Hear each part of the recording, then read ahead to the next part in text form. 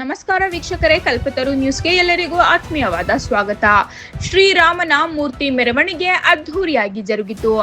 ಲಿಂಗಸಗೂರು ತಾಲೂಕಿನ ಹಟ್ಟಿ ಚಿನ್ನದ ಗಣಿ ಪಟ್ಟಣದಲ್ಲಿ ಶ್ರೀರಾಮನವಮಿ ಅಂಗವಾಗಿ ಶ್ರೀರಾಮಸೇನೆ ಸಂಘಟನೆ ವತಿಯಿಂದ ಬುಧವಾರ ಸಾಮ್ರಾಜ್ಯೋತ್ಸವ ಕಾರ್ಯಕ್ರಮವನ್ನು ಅತ್ಯಂತ ಅದ್ಧೂರಿಯಾಗಿ ಆಚರಿಸಲಾಯಿತು. ಹಟ್ಟಿ ಪಟ್ಟಣದ ಹೊಸ ಬಸ್ ನಿಲ್ದಾಣದಿಂದ ಆರಂಭವಾದ ಶ್ರೀರಾಮನ ಮೂರ್ತಿ ಮೆರವಣಿಗೆಯು ಪ್ರಮುಖ ಬೀದಿಗಳ ಮೂಲಕ ಸಾಗುತ್ತಾ ಹಳೆ ಬಸ್ ನಿಲ್ದಾಣದವರೆಗೆ ಭವ್ಯವಾಗಿ ನಡೆಯಿತು.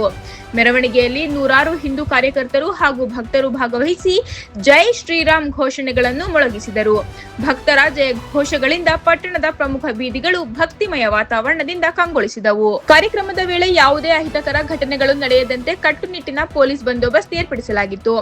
ಜಿಲ್ಲಾ ಪೊಲೀಸ್ ವರಿಷ್ಠಾಧಿಕಾರಿ ಅರುಣ್ಯಂಗಿರಿ, ಹೆಚ್ಚುವರಿ ಪೊಲೀಸ್ ವರಿಷ್ಠಾಧಿಕಾರಿ ಹರೀಶ್ ಹಾಗೂ ಕುಮಾರಸ್ವಾಮಿರವರ ನೇತೃತ್ವದಲ್ಲಿ 250ಕ್ಕೂ ಹೆಚ್ಚು ಪೊಲೀಸ್ ಸಿಬ್ಬಂದಿಯನ್ನು ಭದ್ರತೆಗಾಗಿ ನಿಯೋಜಿಸಲಾಗಿತ್ತು. ಅವರ ಸೂಕ್ತ ಮೇಲ್ವಿಚಾರಣೆಯಿಂದ ಕಾರ್ಯಕ್ರಮವು ಶಾಂತಿಯುತವಾಗಿ ಹಾಗೂ ಯಶಸ್ವಿಯಾಗಿ ನೆರವೇರಿತು.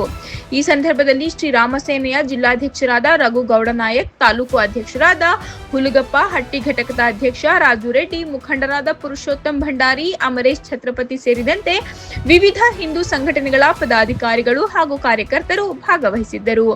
ವರದಿ ರಂಗಪ್ಪ ಭೋವಿ, ಲಿಂಗಸಗೂರು, ಕಲ್ಪತರು ನ್ಯೂಸ್.